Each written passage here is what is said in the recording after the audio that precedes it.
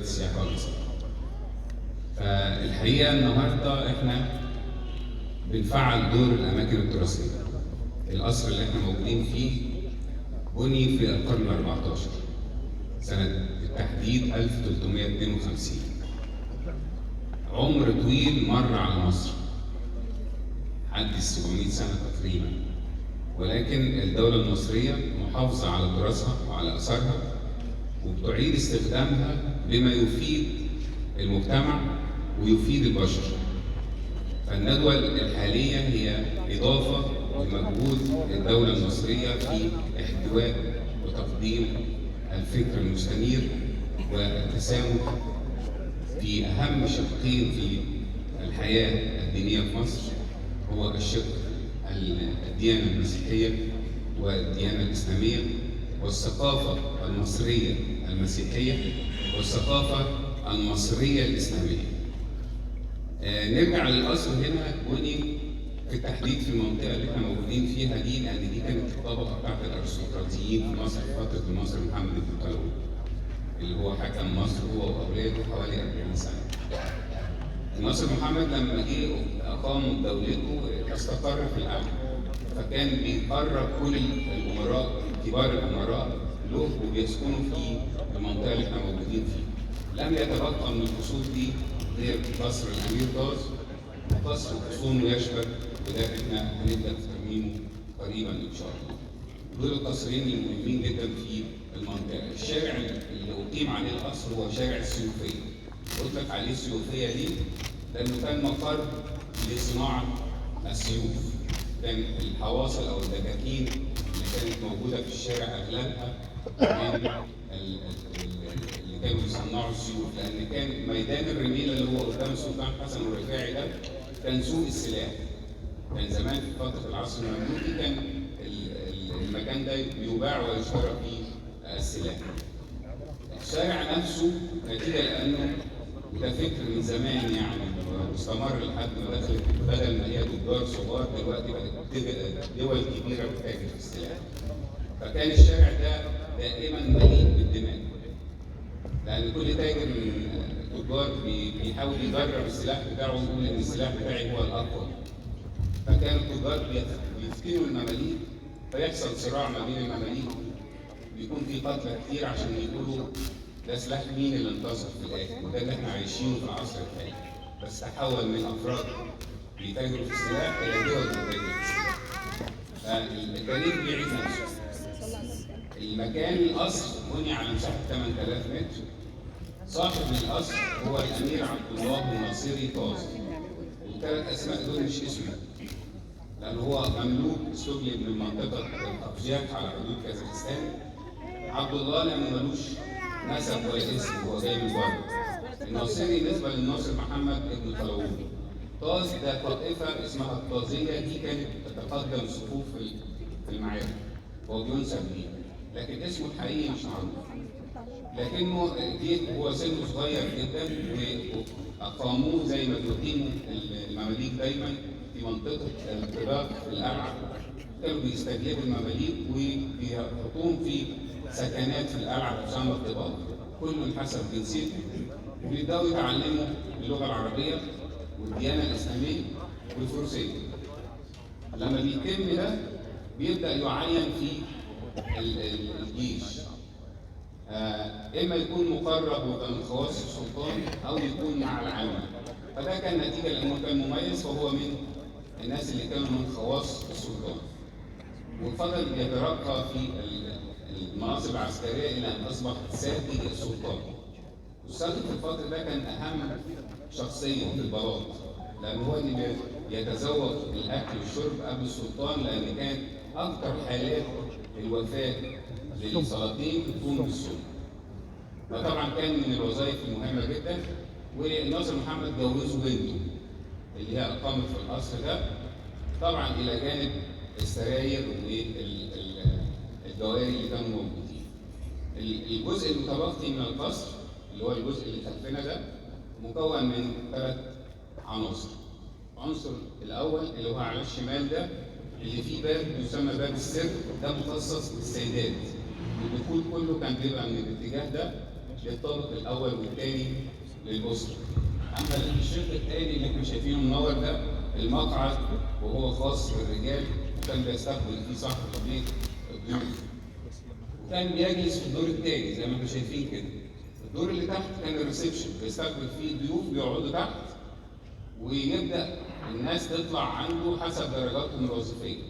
واذا كانت درجته الوظيفيه فخطت امير 100 مقدم 1000، يعني تساوى مع صاحب البيت، فلازم صاحب البيت ينزل يستقبله في الباب من بره. طب يعرف منين ان الزائر ده من كبار القاده او ان هو من الدرجات الاقل؟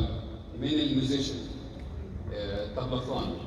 الطبلخانه دي كانت بتبقى على الباب، فيها 40 مملوك بيعزفوا الموسيقى بتاعت كل وظيفه. هو اذا سمع الموسيقى بتاعت امير ماما بيضطر يسيب المجلس وينزل يستقبله على الباب ويطلع معاه. ما كانش موجود، فهم بيترصوا في الدور الارضي شقين، شق من امير 5، لان التدرج امير 5، امير 10، امير 40، امير 100، امير 100 مقدم 1000. فامير 5 ده كان بيتولى حراسه الاسره. امير 10 بيتولى حراسه الشخص الامير. امير 40 اللي هو امير الطبخان. بعدين امير 100 ده اللي هو خلاص عنده 100 فارس بيتقدمهم في الحروب، وفي الحرب بيبقى هو بيتقدم 1000. كان بيقيم اعداد كبيره هنا، وهنلاقي في مرابط للخيل، لان كان المكان هنا وسائل المواصلات كانت بالخيل، فكان هيبقى في مرابط للخيل. وده القصر الوحيد اللي السلطان نزل فتحه. وكان طبعا اغدق على الناس الموجودين بالذهب والخيول والكلام ده. اهم ما في المكان هنا اللي باقي من فتره الانشاء هو الثلاث عناصر. العنصر الاولاني عناصر البيت المعماريه: الحمام الخاص بالحريم، الحمام الخاص بالرجال، غرف النوم في الدور الثاني والثالث. الحمام لان كان زمان في التوقيت ده الحمام عام، مفيش في البيوت حمامات الا القصور. والقصر ده فيه حمامه اللي هو المملوكي مكتمل ما زال زي ما هو. وده بيعتبر من اكثر الجهات في القصر خطوره، لان كان الحمام ده طبعا للسيدات القصور.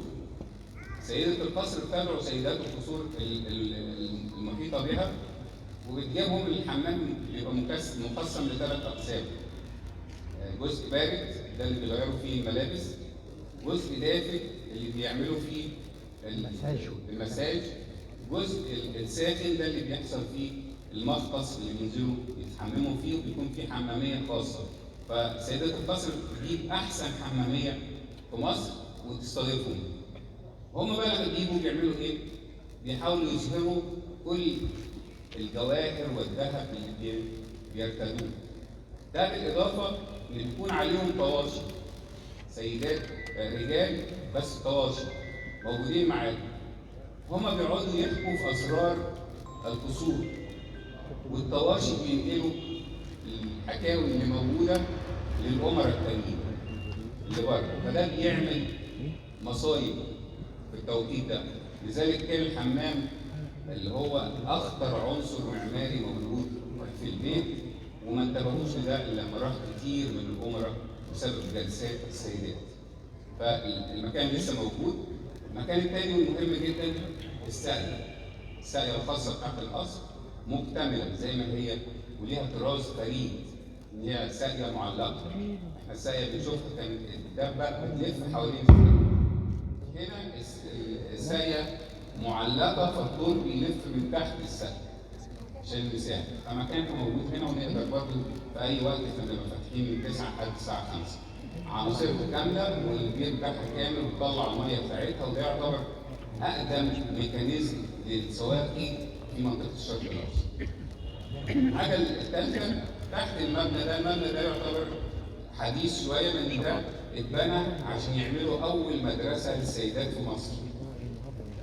الجزء اللي تحت ده هو فيه المختص، كان يبقى الجلوس للأمير وضيوفه، وهنا في مختص اللي هو زي حمام سباحة يعني، بيبقى فيه دوائر، ويبقى الجنينة عبارة عن شجر، وفي النص حمام السباحة اللي خاص بالمكان. هو احنا كاشفينه تحت المبنى، لكن سايبين المبنى وسايبين المكان مكان جاكوزي ده، جاكوزي بالمعنى الحديث يعني. لا، هو اسمه مخلص في الفترة دي، بس التعريف له في حديثا هو. فطبعا القصر ده شهد مشاكل كبيرة جدا، لكن عشان ما نطيلش هو قصصه طويلة قوي. صاحب القصر ما جلسش فيه غير سنة واحدة، لأنه هو كان من أصحاب الحل والعقد ودخل في السياسة فتأمروا عليه.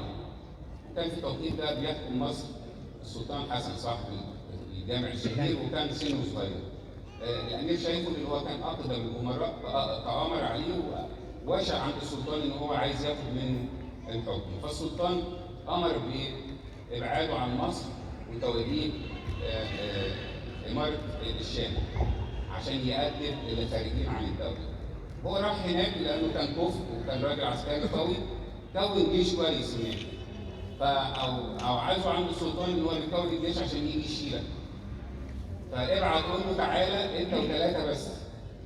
لو جيت جيش يبقى هو فعلا بينفذ الفكرة بتاعته فاحنا نخلص عليه. فالسلطان قال له تعالى أنت وثلاثة.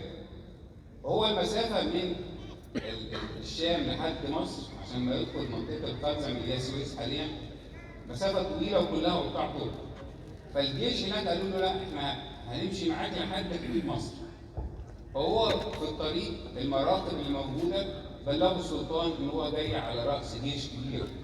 فالسلطان أعد جيش وبعته قابل الأمير طاز عند السويس. ففوجئ الجيش ان اللي جاي عليهم هو ثلاثة فقط، الأمير طاز ومعاه اثنين زي ما السلطان قال. فمش هيرجعوا، هي فرصة بالنسبة لهم. أخذوه وودوه على السجن في الإسكندرية، وأبلغوا السلطان إن إحنا قضينا على الجيش وحبسناه في الإسكندرية وكحلوا عينيه، يعني أعموه عشان ما يدخلوه في السياسة خالص. فبعدها السلطان حسن عفى عنه وراح أقام في القدس إلى أن مات ودفن في القدس.